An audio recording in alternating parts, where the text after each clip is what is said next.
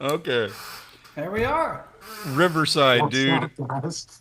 I miss back in the days when StreamYard could let us do something like normal. Hey, hi to everybody. So my apologies, John and Grant both had they had a couple of issues that were holding them up from being able to show tonight. I want to say like right out there that was my fault. Like the whole Thursday night thing was in order to help me with my schedule. And John, Grant, guys, I really appreciate you, doing what you can. So I was talking about how we got new puppies. That's them. They say hi. So yeah, John, Grant, appreciate you guys working with me on that. I apologize that my scheduling snafu is screwing with you guys. But for tonight, I'm going to be joined by Chris from Sinister Swimbaits and Ben from We Go Fishing. Gentlemen, thank you so much What's for up, hopping guys? in here. Looking forward to hanging out with you. Yeah, thank you for having us. Absolutely, man. My pleasure. Been loving to do this. I'd love to do it more. It's just schedules, like you were talking about. It's just schedule. Yeah. Dude, 2025 has been a beast. I'll say that. Yeah. Yeah, it's been rough. But so a couple of the context, we're going to be talking about some strange laws that we're seeing right now in the fishing, and it's going to be mainly in the fishing thing right now. Now we're not going to go too deep on this because Ben here has he's got an entire video.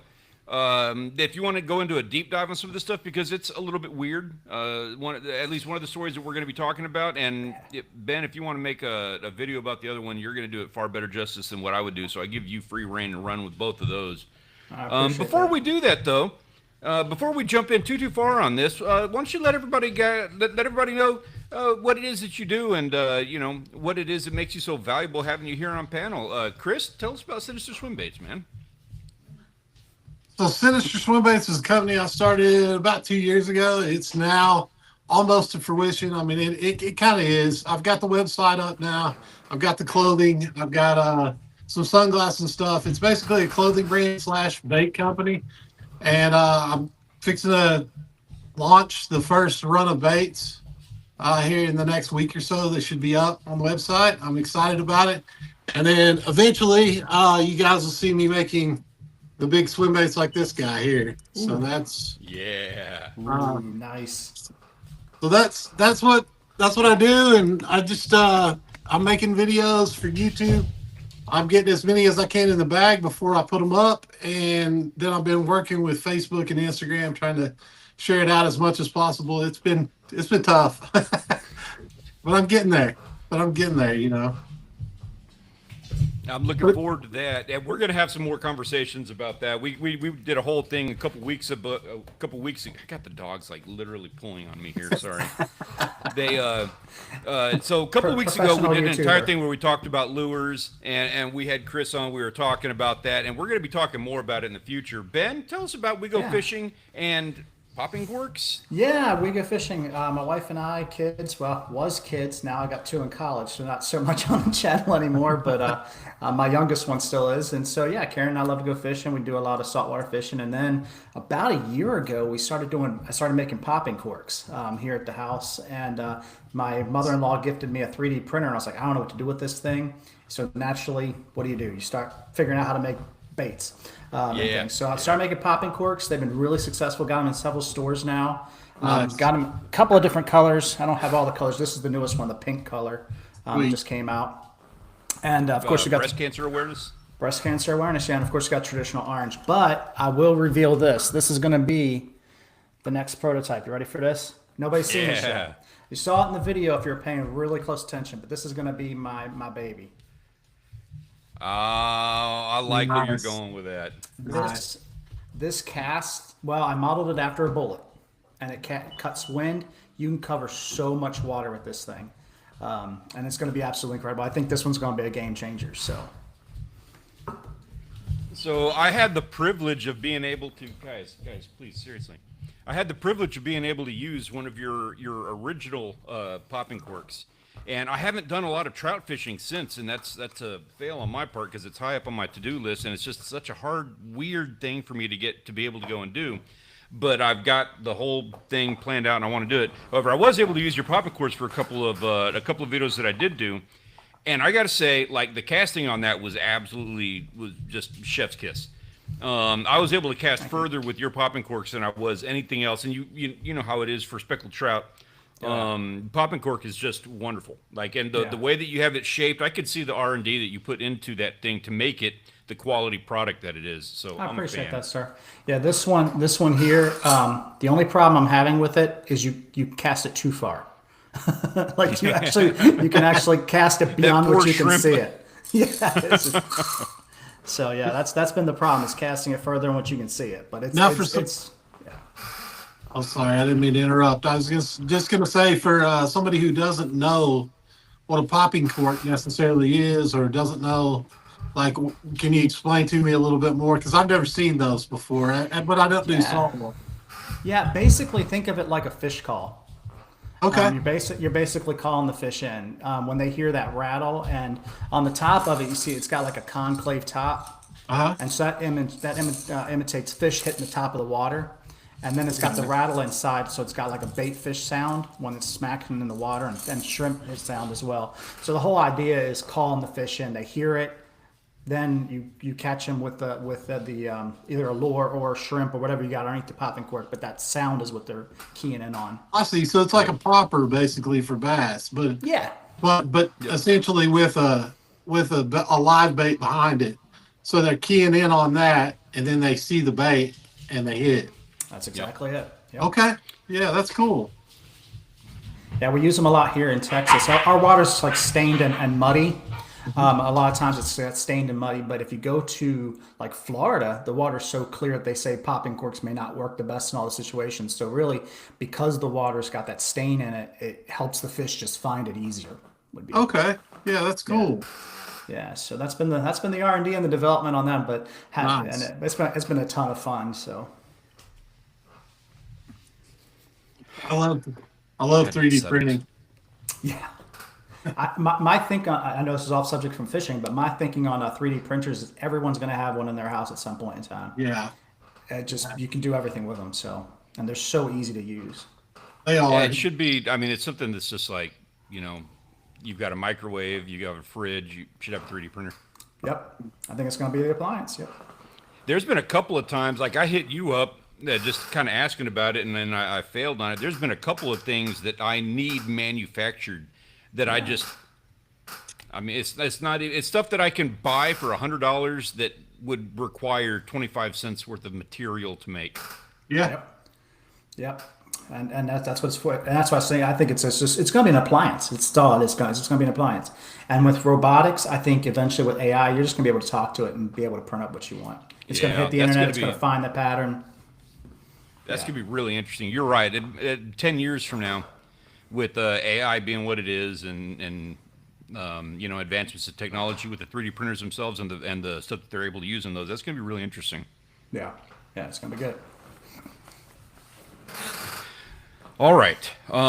Just before we get started, I got one thing I want to show. I'm really proud of. So it's been a minute since I've been able to do any fishing, and actually I didn't do any fishing. My family came in town for Halloween, and so I went to the beach. I went to take puppies to the beach and just go have a beach day.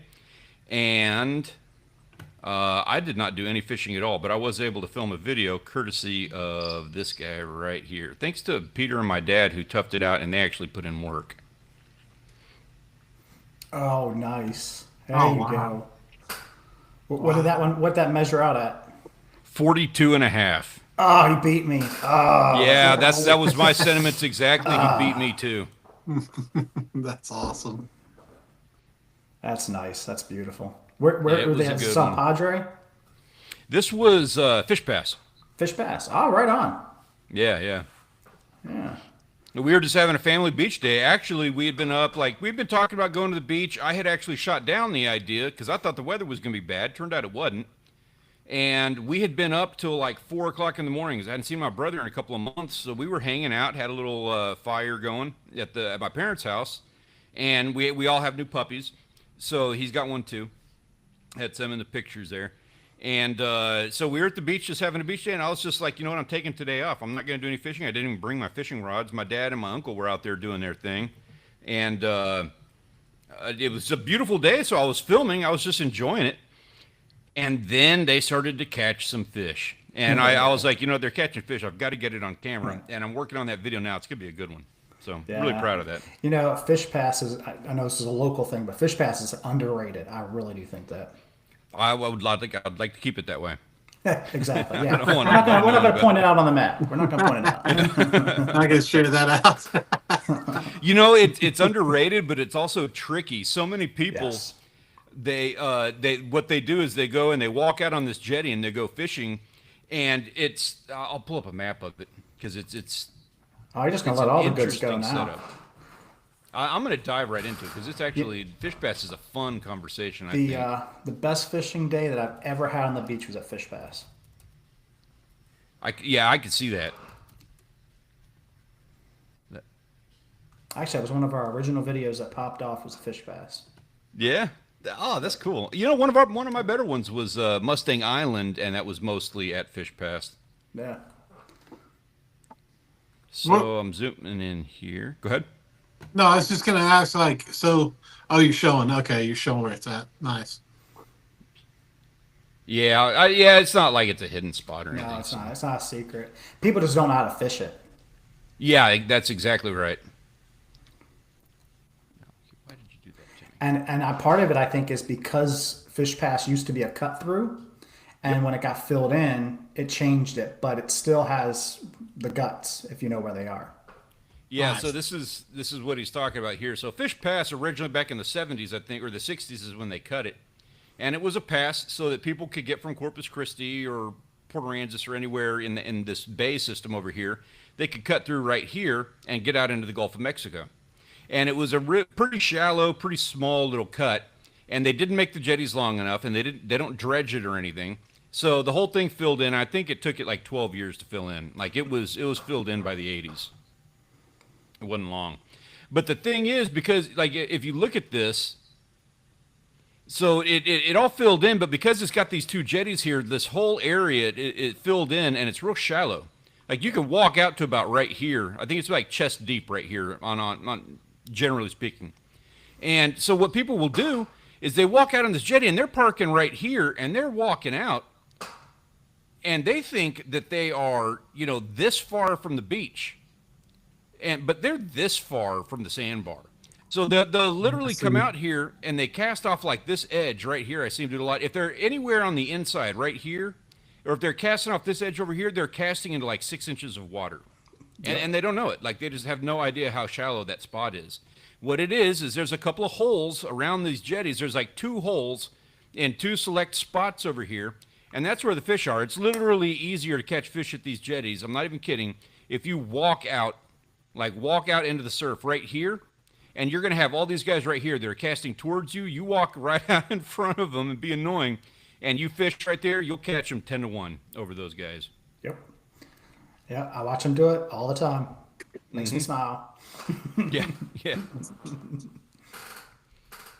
So anyway, thank you for humoring me on that conversation. I really enjoy talking about Fish Pass, and congratulations to Peter. That was his birthday, so that was his catch for the birthday. Nice. There you go. Nice.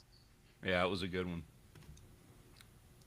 But, okay, so for the conversation, Ben, I want to touch on your video first, just to kind of kick things off. So there's, as is typically the case, every year when they start to get into, the different updates and stuff that they're going to do on the laws and the regulations for fishing and hunting, they always seem to come up with something that's a little interesting, to say the least.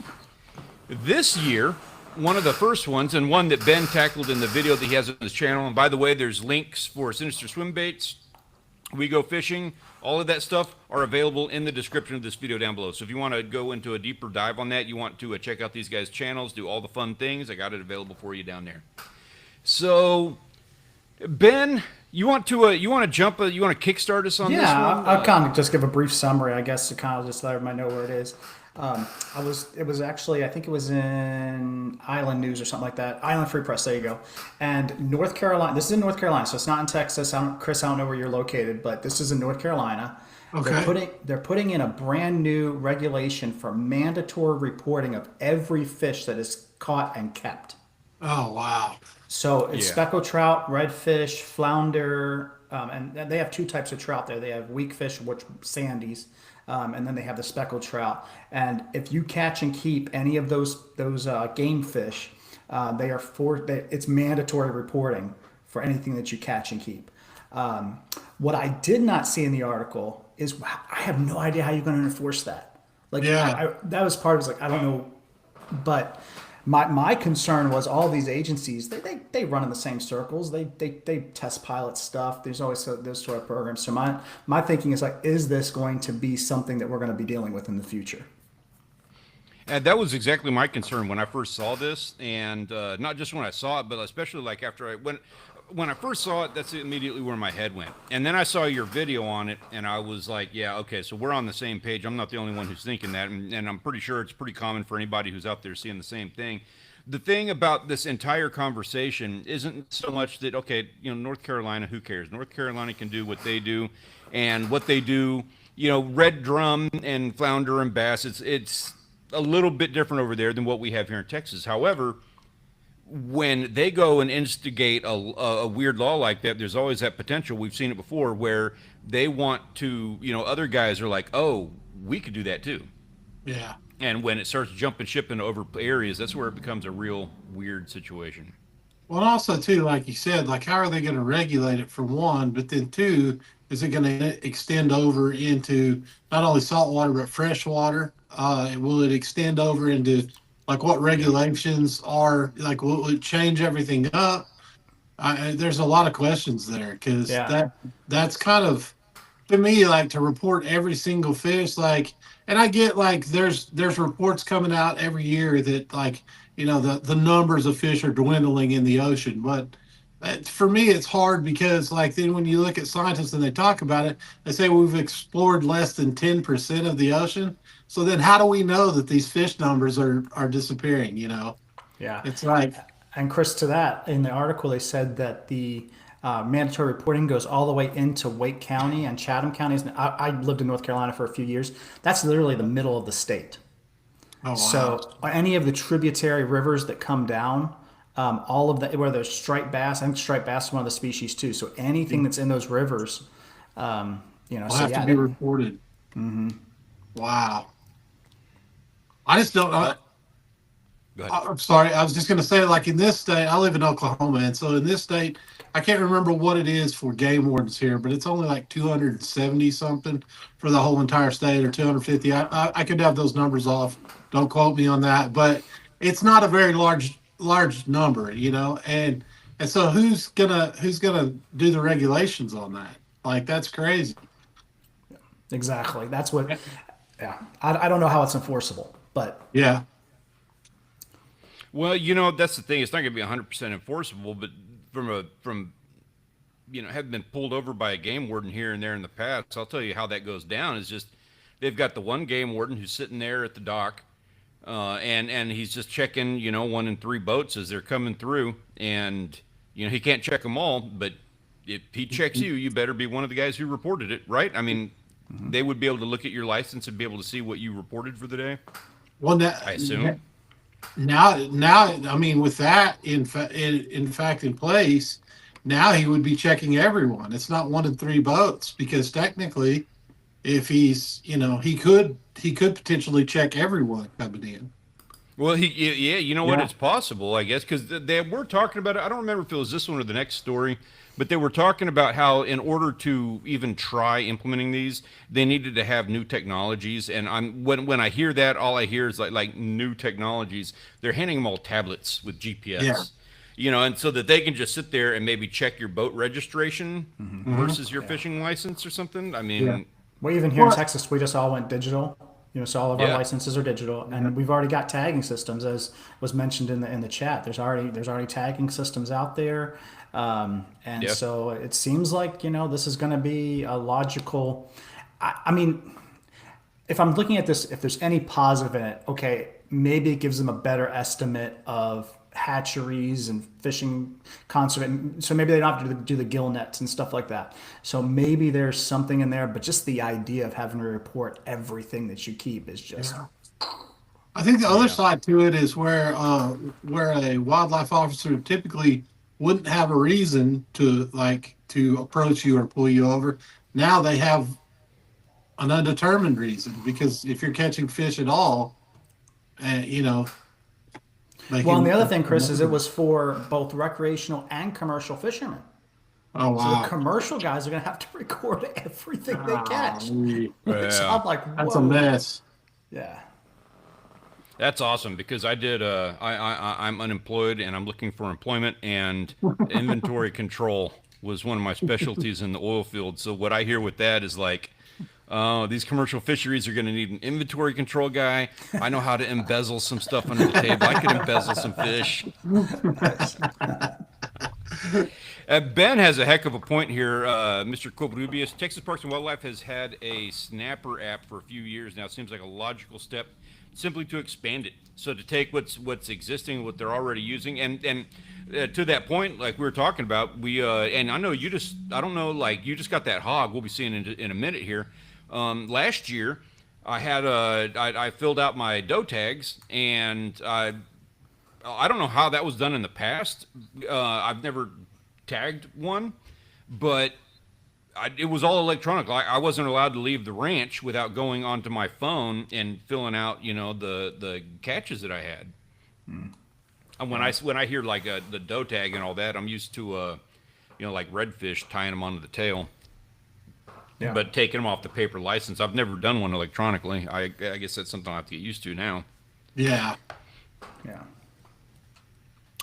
So here's what Ben's got to add to that. He says, look up the boat tags, reference the owner, and check if the owner has reported the catches. And then, of course, make a comparison. He says, compare to the tags on the boat, and then profit. Profit. Yeah. That says it all right there. Yeah, I do. The more rolls they can make, the more revenue they can earn. Yeah. Yeah, I think so.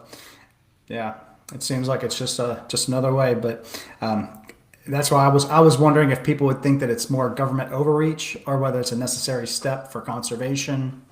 I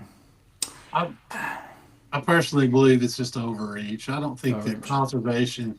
I think they have enough programs out there for conservation that are separate from fishing entirely.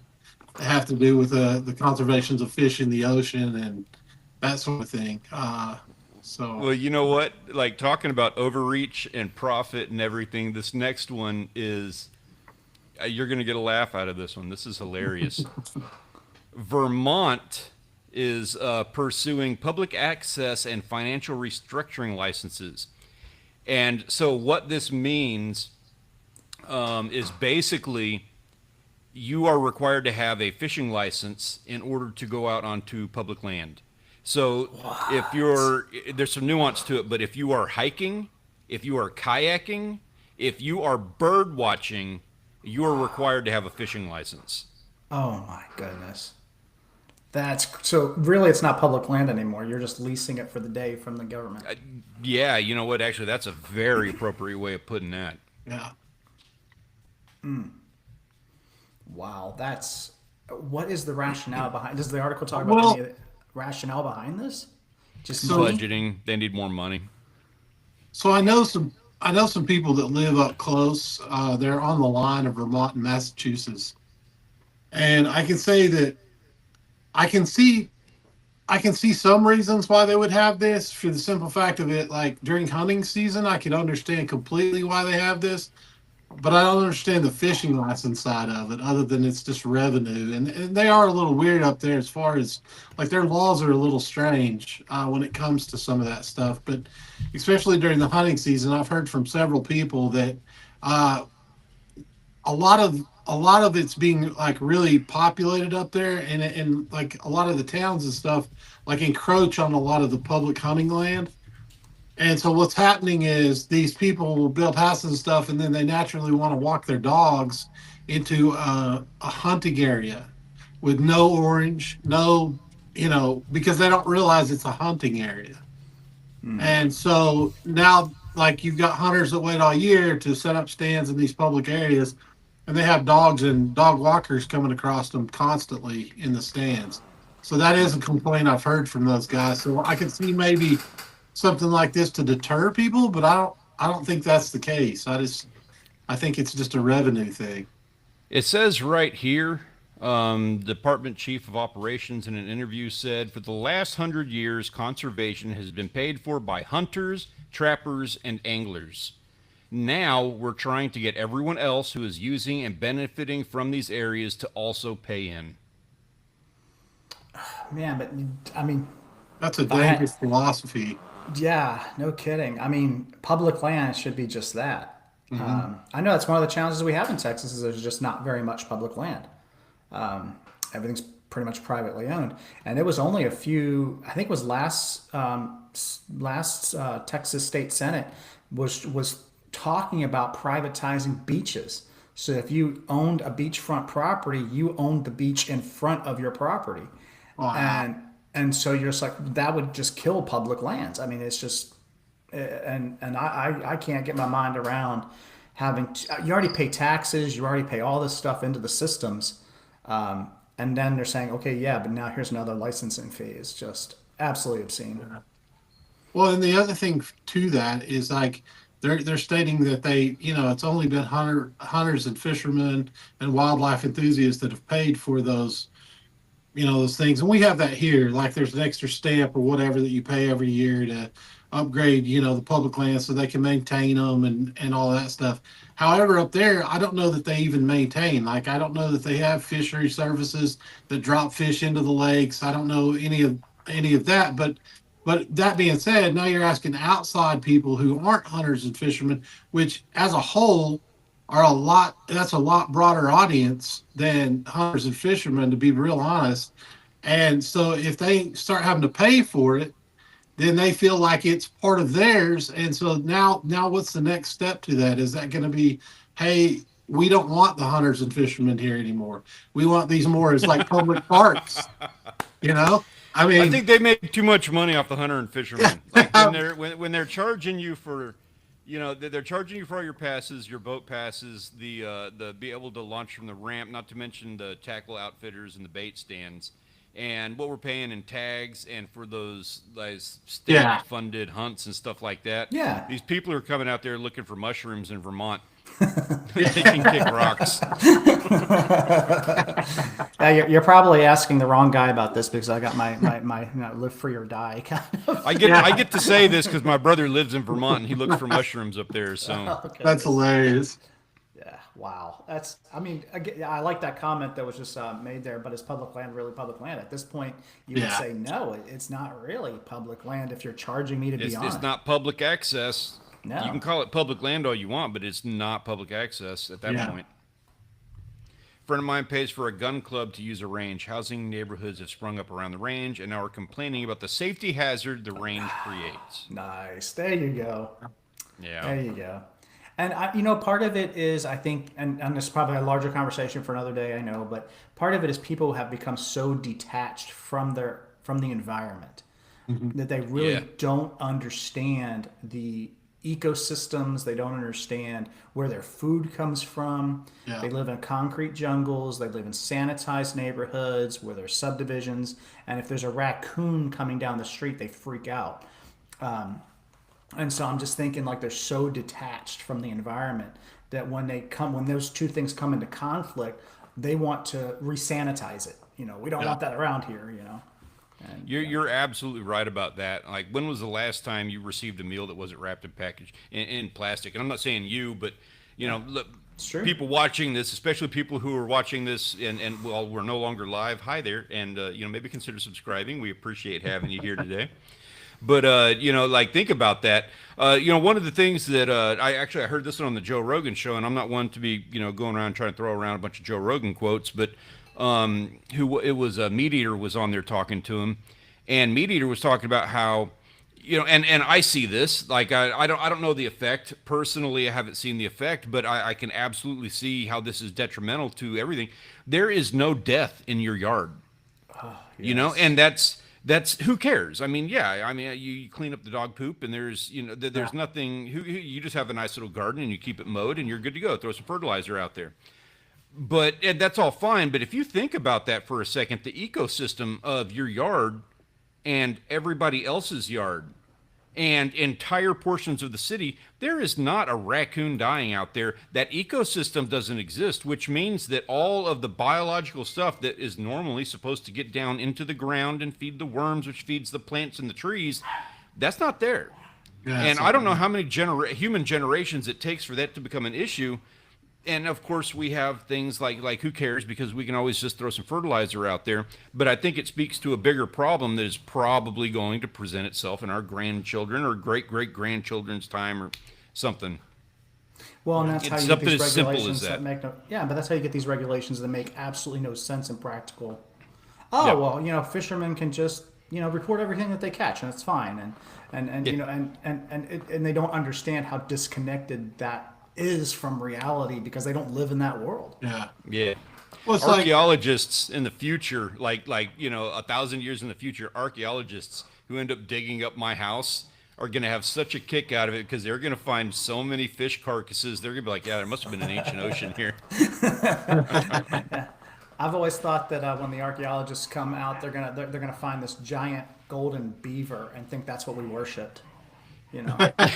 See, Well, we do. no, it's funny. I've worked with some people from New York and California, and both, when they came here, they're like, there's no way that we got on the subject of like public transportation, because that's a thing for, and this is kind of off topic, but it, as far as like that, they passed laws saying like, everybody should just do public transit or whatever. Well, you get to Texas and Oklahoma, there's no public transit. That's not a thing. It would never work here. And then they come here and they see it and they're like, oh, now I get it. You got to drive 45 minutes just to go. So, everybody drives a vehicle, and but it opens their eyes up. But basically what it is they live in these sheltered boxes where they really don't have knowledge of the outside of that box. that's exactly And it. so then they want to pass laws and things like that just don't make sense. And I think that's a lot what's going on here with some of these laws, is that people in boxes are making the laws, but they haven't been out there to see, Yeah. Hey, you got a perfect couple of people you're asking that for here, Aeon. Why do I feel like lures is making with the metal materials are casting farther than other types of lures? Both of these gentlemen here have some experience with products specifically for the purpose of casting. So why is that, gentlemen? Aeon here. I apologize, Aeon. Where are you from? I thought I saw I want to that say it was from it's Thailand. Malaysia, Philippines, or Yeah, Thailand is something like one of that. those areas. lures with, well, Stanley, could you repeat that question one more time? I'm sorry, I didn't hear it. So he's a little bit of a collector of lures. He does a lot of fishing with artificials, and he's curious why lures, specifically that contain metals, he has an easier time casting those as opposed to ones without metal. It's just weight density. That's really what it is. It's the weight of the metal and the density. It cuts through air easier. Like you get wood or porous surfaces that have pockets in it, and even though you don't see them, they have it, and it makes them lighter, and so therefore wind catches them better, and it doesn't cut air as good as metal does. The other thing is dynamics of like what the shape and that sort of thing. But yeah. I actually have one of the popping corks that was an error, and I left it open so everybody could see it if they were looking for samples. And one of the things that I've really had to play with was, Chris, exactly what you're talking about, is material density, making sure that the walls were dense enough to not only prevent the water from coming in, but also that aerodynamic. So that I think really does have a lot to do with it. Is the aerodynamics, which is why this guy was invented. Yeah, exactly. Yep. because this guy. Yeah. So, Well, Well perfect. said. That's a perfect example, though, really, because like a popper, you think of like a bass popper, right? One end of it's fat on this end, and it's blunt, so it creates more surface to actually create resistance as it's going forward. But as it casts, the end is weighted more on the back of a popper. If you ever notice, they're sunk down more, so it shoots like a bullet in the air. Exactly. And yeah, so that's really what it is. I like that you have your popping corks, you have your product. I like that you have a representative sample that you can kind of take a look at and stuff. But also, I like that you have your muse on the desk right there in front of you. What is that? 7 millimeter? That is actually a rush. It's actually for my Mosin Nagant. Nice. 7.62. Okay. Okay. Yeah, I got a Mosin. I was actually at a gun show in Virginia, and a guy was selling Mosin Nagants, and I got one. Really, just because it's a piece of World War II history, I was like, hey, I'm gonna pick this thing up because it's really cool. Absolutely. It's got the hammer and sickle stamped on the barrel, 1944 kind of thing. So I was like, that's just. But it fires, and it kicks like a mule. Like I Oh, I cannot, bet. I cannot imagine my life depending on that gun.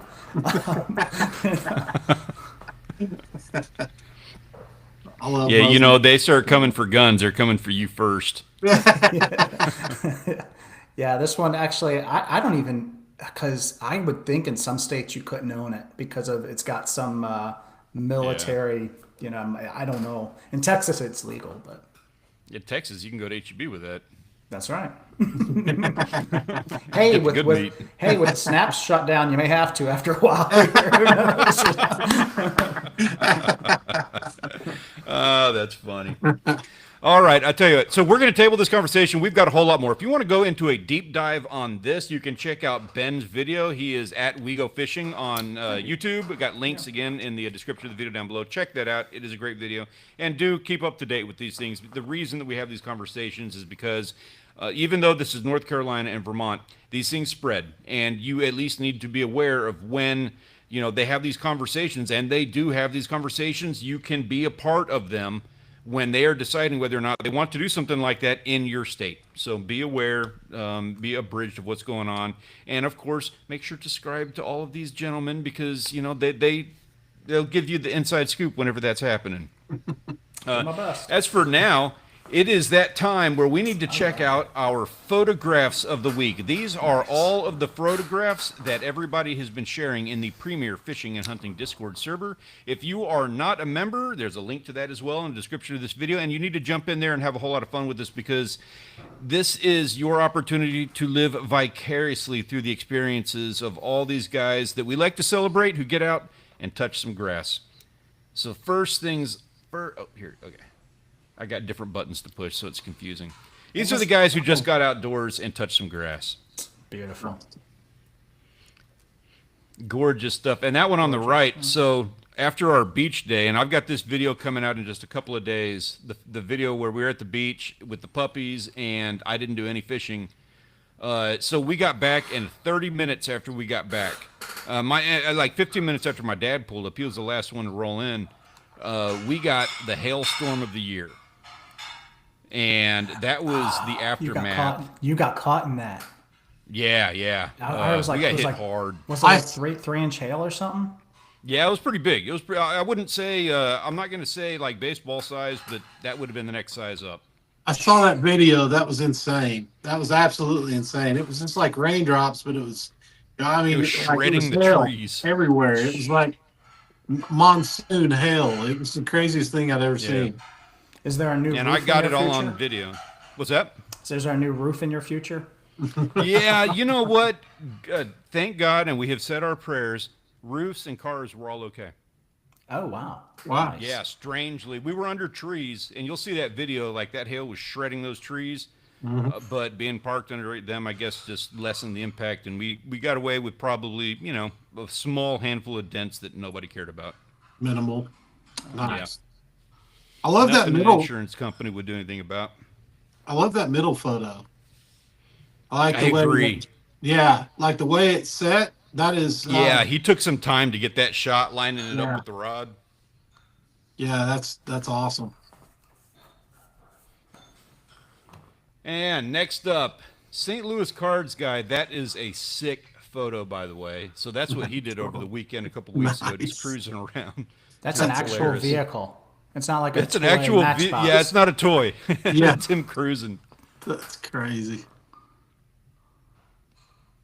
Yako getting out there on the water. And then, of course, Ben Covarrubias. And this is awesome. So he got himself a hog. He was out doing some hunting, and he was just all over doing the surf and turf the last couple of weeks. He went out and got himself a hog, or at least he was going after hog, and before getting him, he ran into a bunch of exotics. So how cool is that? That is cool. Beautiful. I Would love you know what the, kind down of? the Do you know what kind they rifle were? shot, too. I don't kind of- know. I don't know, It I looks don't like know. he's got some axis over there. It does, yeah. I don't know what the other ones are. I don't. Ben, if you're still in chat, let us know. Yeah, kind of curious. Yeah. I was wondering about that too. If you said it in the server, I didn't catch it. Also, I got to say, I love that shot of the hog. That is so dramatic with the taillights. Yeah, it is.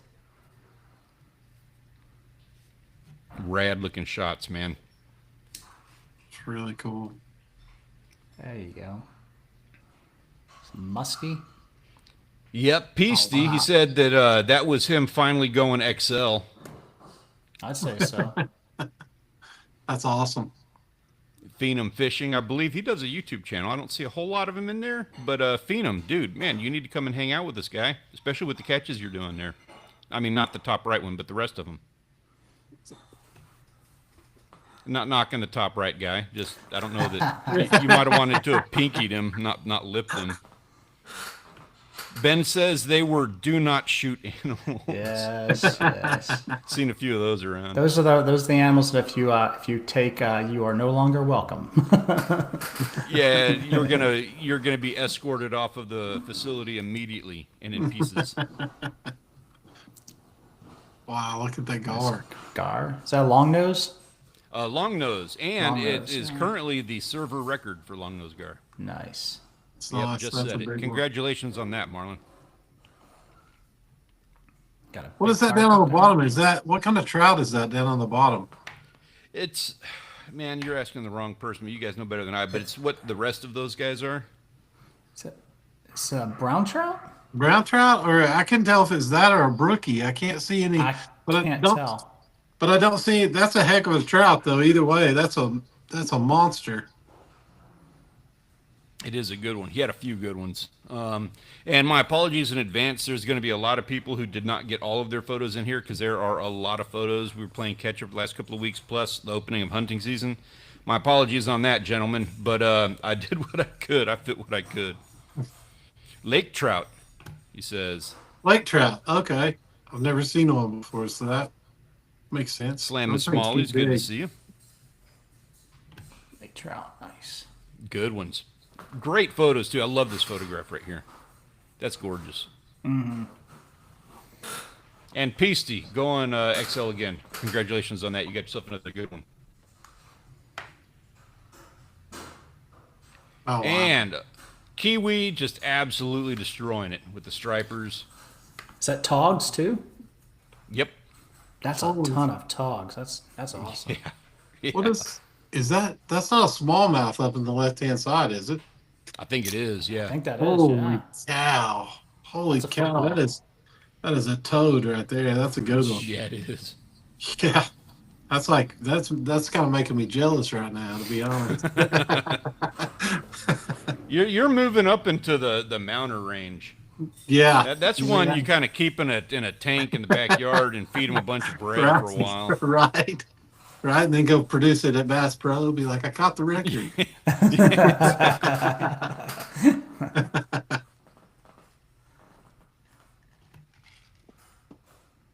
Some All interesting ones on here. Of course, Yeah. Big Hit Savage doing his Big Hit Savage thing. We're going to be seeing more of that as we make our way through the slides this week. Martin, freaking awesome looking shot. Those guys that you get, those dogfish, very pretty. Won't see it too many of those in the server.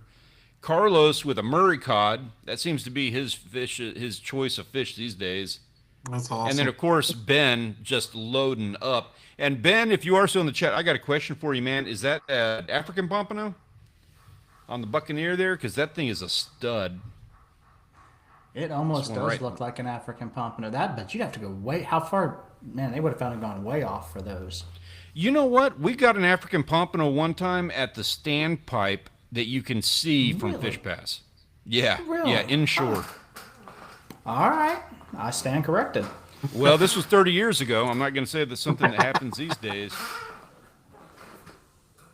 Bonic, bruh, how are you doing, man? I'll be streaming with these gentlemen a little later this evening, talking about comic books and stuff happening in the movie industry and all of that fun stuff. So you want to have a fun little after-hours conversation? Come and hang out with Bonic, bruh, my brother and I. We'll be having a couple of drinks and kicking it. Yeah, definitely. Big, Nice. dude, that is a massive African pompano. That's I awesome. thought it was either that. I mean, it's not a jack, but there was always the potential that, like, oh, maybe it's just some kind of weird horse eye, some mutant horse eye or something I'd never seen, and that would be okay. But African pompano, you're talking a different language. Now, the fish you're talking about, which one? That's bottom left, right? The pompano is this guy right here, that big one right in the middle of all these guys that are hanging up on the bow. Oh, Yeah, okay. but- I see. Yeah, yeah, and Ben's right about that. Snapper season is closing coming up, so if you want to get them, Wow, I didn't know it was still open. it was That's open rad. long this year. I think it's one of the longer seasons we've had for them. I can't feel like it's a setup to shut it down early or something next year. Like where's the dollar signs and letting us keep our fish. This was- Also, those beeliners, I'm super envious of that, Ben. That's a hell of a haul. What'd you do with that blue runner? Did you cook that? Marlon Woods with another. I think this was a completely different night that he was out there on that pier doing his thing, and of course he's just catching everything under the sun. Duck Mitri absolutely tearing it up. He's got another couple of fish up coming up in a moment, but he got himself a really good redfish. That's always that tarpon. I mean, I'm a Nice. Texas guy, so I'm envious of the tarpon. Yeah. One day I will get my Texas tarpon. One day. Yeah, I've hooked into them, and actually, well, I'll be transparent. When I was very young, I tried to spear one once, and the spear just bounced right off them, like those scales that you can't penetrate.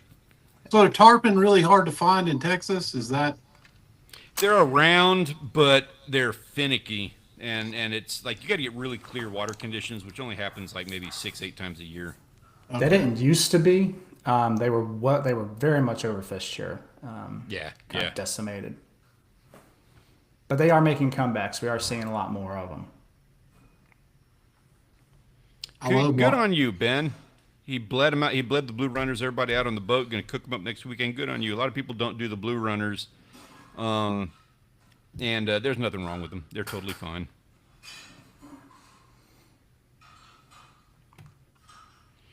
A little bit more of Big Hit Savage, including what is not the surfer record long nose gar. Sorry for that, my friend. Doug Mitri with a Jack Crevel, which is just always, I see that fish and I just know how much of a fight that guy put up. Always fun. Yako getting himself a little bit more waterfowl, and of course Pickles. That's probably just an after hours, after work fishing trip. He went and just, happened to haul 28 tilapia. Oh, why not? He does catch a bunch. Like he catches. Hey, Mark, how are you, man? What's up, Mark? Of course, cold water, gorgeous crappie there, guy. Yeah. Yeah.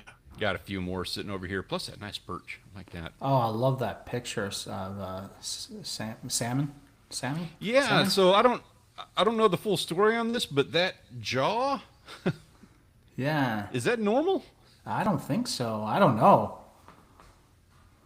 But It it's still a wild looked like he picture. was dressing up for Halloween or something. Yeah. I don't know what that's about. I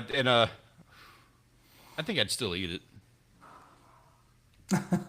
Why I not? think, Yeah. where did that come out of? I mean, I'm not gonna eat the head. I'm not gonna eat the jaws, right? Yeah. The meat's gonna be fine. Yeah. Perch. I don't even. What kind of trout is that? Is that a? I can't tell from the picture. It's It's not not. enough of it. Okay. Okay. Um, He says it's a walleye or a northern. That's funny. my guess is it's some sort of maybe because God, if don't the schnooks and there's one type of salmon, don't they have that overhang? Yeah, like steelhead, Oh have yeah, that, yeah, I know one. Yeah, and I don't think it's king one of those. king salmon have it, I believe, and there's a couple of different ones, but I don't know what that is. A Chernobyl trout. Yeah, that's what Hey, I was what's gonna up, say. Neil? It looks like it came out of like the Merrimack or something. It's toxic. See, Neil, hey, if you go back to tell the them fishing I said hi. regulations and you've got to report that. I mean, what do you report it as? I mean, that's going to be Oh, that's funny. Like kind of That's calling zombie it the Three fish. Mile Island trout. yeah. Checkbox other. Yeah, this is definitely going into a different bag limit for today. I love that yellow perch though. That's Yeah, yeah, that's one of the ones I'm more envious of. I mean, like I obviously don't get enough trout, but still. wow. Look at that. Golly, that's huge. A muskie is. Yeah, that's nice. Neil, we need to get caught up, man. I hadn't talked to you in forever, and we got all kinds of fun conversations to have, my friend. Good dough right there. Yes, that's exactly what you do. Put it back and run. Make you better have some good gloves, that's for sure. Leave now. There you go. You get escorted out by the white truck. Hit you with that Men in Black thing, you know. Yeah, I'm yeah. curious. I'm curious if the fish came out of the water and started crawling at him. He wasn't even fishing. He was over there bird watching. Wow, look at those deer. That's awesome. Hey, Farmer Darby, if you're watching this, you are just an absolute all-star. Has been just all over it with the hunting. I'm not sure. I believe this is their first buck. Correct me if I'm wrong on that. But it just has been just excited, just tearing it up in the server, keeping everybody up to date with the entire journey of them watching the game cams, getting excited, then going out there and getting the buck, then going and having to track it down. Spent like 10 hours tracking it down. Of course, went through the entire process of dressing it out and getting it mounted. Has just been an entire like journey on the server, and it's been a lot of fun to watch. So, That's Farmer awesome. Darby, thank you for being a part for bringing us in on that journey of yours. That's a great deer, great buck. Love the turkey too up there. That's Oh yeah. Oh, I'm glad you brought that up. That's funny. So this is he didn't know what to do. Spracklin didn't know what to do about this. Actually had a video. That's him, respectfully, on the can. He's looking out his bathroom window. He didn't know what to do. Like he wasn't sure what protocol was on shooting out the bathroom window. I think it's perfectly fine. You just go about your business and go about your business. Yeah, I kind of feel the same way. I mean, I feel like you just weren't prepared. I mean, that's all it comes down to. Just weren't prepared.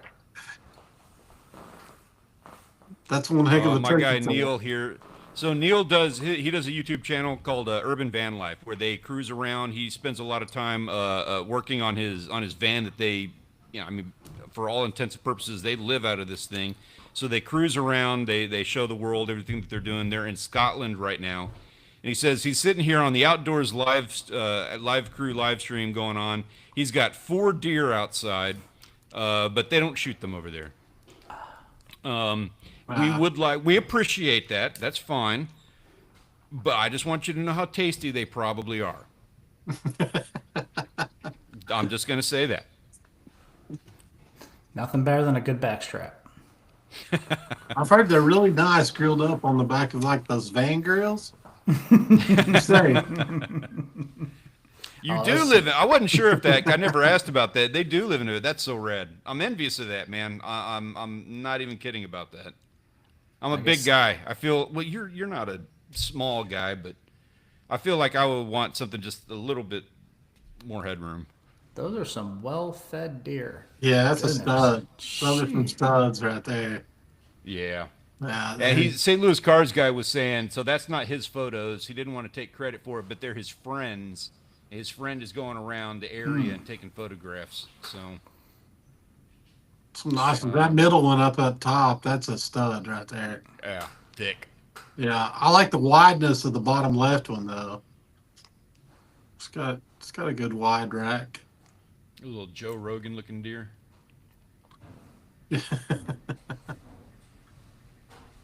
I mean I live in Texas, so Ben, you know how I am about this stuff. I don't see deer like that. No, They don't come over the hood of the car when you hit them here. no. I think the biggest one that I've ever gotten was dressed out. I think it was like 160, 165, something like that. Yeah, I think the I want to say, because the only hunting I've ever done is like culling on ranches and stuff. Never got a buck, and I think the biggest one I ever got was probably 160, not dressed out. Was that a doe though, Stanley, or was that a buck? Yeah, it's all does. I've never got a buck once. That's a pretty stout doe though. That's pretty good size. That's good. That's good. Emma, I do it under the guise of conservation. I do it to help the environment. They actually, I joke about that, but that is actually a rule down here. Like not a rule per se, but Yeah. they target specific ones. So I'm not just being mean and killing them. I am like No. food. I don't do it too often. But No, the ranch I do look at these guys and I get hungry. Yeah, the ranch that I helped out at, they cooked deer management, and we had to take so many a year. Yeah. It was part of just that they make you do it, and Yeah. Ooh, a fallow. That's cool. Yeah. Now, that having been said, Emma, there's also places, and they taste great. They absolutely taste great. And also, so on the other side of that coin, too, we have places like down in Mansfield Pass where you can literally go and just hang around the whole town, and you can pet the deer and hand feed them and stuff. So we'll do that, too. And then, yeah, so that's an axis, right? that's an axis. Yeah, I don't see them enough to, I mean, I recognize the spots, but I didn't know that they got a rack that big. I thought that. Go ahead. Sorry. No, I was just gonna say I've seen a few of them. I've actually saw one in downtown Corpus Christi once, an axis, Really? walking right down the middle of the street. Oh, I'd have ended that, but quick. I'm confused. I need to- And then, so G Llama, so we were talking about doing this with does and everything. So G Llama lives down in Australia, and they have the same thing where they have to cull kangaroo. Really? And that's actually what he does right now. Is he works for these ranches where they have to cull the kangaroos, and he had to go out on a hunt. And they're actually really ethical about it, because most of the time these guys just go in and lay waste. And the company that he works for, the pick on the right, that's the kangaroo. So they will typically go out and shoot a bunch of them, and what they do is they collect the ears and then they leave the rest for the dingoes. And the company that he works for specifically will not do that. They will only come to the ranch and they will only cull the kangaroo if the meat gets processed. So kudos for them on that. I didn't even know you could eat kangaroo. Oh, yeah, man. Oh, dude, in Waco, there's a place called Twisted Root. It's a burger joint. And you can get, like, camel burger, and they've got bison burger, kangaroo, like all the weird animals that you haven't yet eaten. That's where you can go to eat them. All right, I'll keep that in mind. Yeah, kangaroo is actually really good. Kangaroo, alligator. Alligator's really good. Yeah, alligator's really good Yeah. too. I was confused on that because I always get those confused, the axis and the fallow. Yeah, I do too. I just don't see enough of them to be able to really confidently pick them out. So that is our photos from the Premier Fishing and Hunting Discord server this week. This is our current 2025 Wall of Fame, and it is time for us to get somebody new added to the board. So please, in the chat, let us know who needs to be added to the 2025 Wall of Fame. Your options are coming up in a second as soon as it goes. There it is. G Llama, the Species Seeker, and Double TT. Who gets added to the wall, guys? You get to choose. That's tough because it's three different. Yeah, completely different. That was kind of the goal today. There was a couple of gentlemen who absolutely deserved to be in the finals for this. They did a phenomenal job. There's a lot of names out there: Kiwi, Carlos. I don't even. I'm doing people a disservice by naming like the additional names that should be on here. But part of the thing that went into part of the thing that went into the conversation was that we need to add a little bit of variety to the board, I think. So this was the opportunity to get a little bit of extra variety. Of course, we had to have a hunting option at Species Seeker. I mean, that's just a beautiful shot. So that's how these guys ended up in the finals. It's a tough one, right? Let me see here.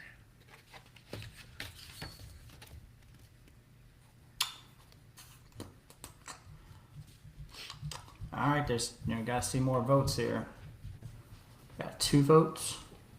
Puppies, I will be done. No. I'll be done in just a minute. Not yet. Not yet. No. Go lay down. Not yet. I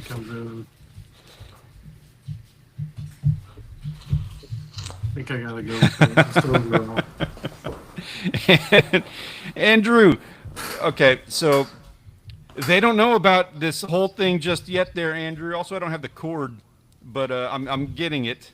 There's a whole. So I have been upgraded. For anybody who's doing YouTube, by the way, just an FYI on this, I am involved with the Can Do creator community. It's another Discord server that is specifically a community for people who are trying to do their learn to better grow their YouTube channels, get better performance out of their videos and stuff like that.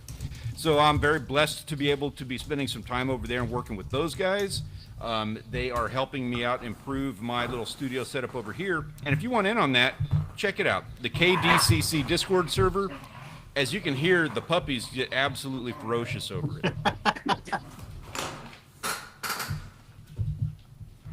So Andrew, I promise you, man, we just got that thing able to where I could use it this afternoon, and I'm like on live stream number 5 for the day. So I need just a little bit of time here.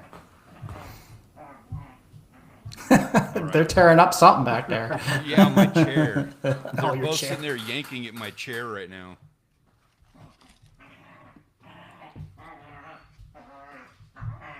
I'm getting caught up on the thing here. My apologies, guys. There's like everything just happening right now. This is my alarm for saying, oh, we went over time on the stream.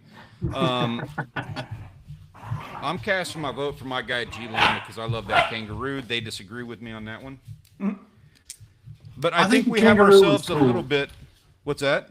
I think the kangaroo was actually really cool. It was a tough choice. It was between B and A for me. It kind of was for me too. And I'll say, like, Species Seeker, he does an amazing job. He's got another really good YouTube channel. It's a lot of fun. He goes and he's all over the Mediterranean, and he's just out there trying to target a different species every time he goes out. And he does really good video quality, as you can tell by the quality of his photograph that he's got here. And that's what won him the Photographer of the Week award this week. He is the winner. Species Seeker, congratulations. You did a fantastic job. You do fantastic work. And thank you for sharing that with us. We appreciate being a part of it. Of course, a huge pat on the back to all of our waitlisters for the week. That is Big Hit Savage, Kiwi, Flip, Salmon Toucher, St. Louis Cards Guy, Coldwater Species Enthusiast, Farmer Darby, Salmon Toucher, Duck Mitri, Tacos Locos, and Marlon Woods. Guys, really, really appreciate you bringing us along with that. I haven't been able to get outdoors as much as I'd like to this week, and this is my opportunity to kind of touch grass and get some fresh air when I'm not able to do so. So before we close up shop, gentlemen, you got some last words? You got a couple of things you want to throw at us before we kick her off today? Anything you want to guide anybody to? Check us out, wegofishing.shop. That's our new website. It has all of our popping corks and everything there, so you can check that out. And of course, we're on YouTube and all that as well. And more than happy to answer any questions anybody got regarding the products and all that. So yeah. Nice. And go to sinisterswimbait.com if you're looking for baits, clothing, anything like that. And as well as I'm doing Facebook and Instagram on my Yankee Crank for Sinister. So come on over and watch and have a good time. Keep an eye out. I've got an awesome video that is going to be the most hellacious video that I have ever put out coming up here really soon. Guys, have a wonderful night. Thank you so much for joining us, and we look forward to seeing you when we do this all over again next Thursday. Thank you so much. Thank a lot you. of fun. Thank you, guys. See you. Thank y'all.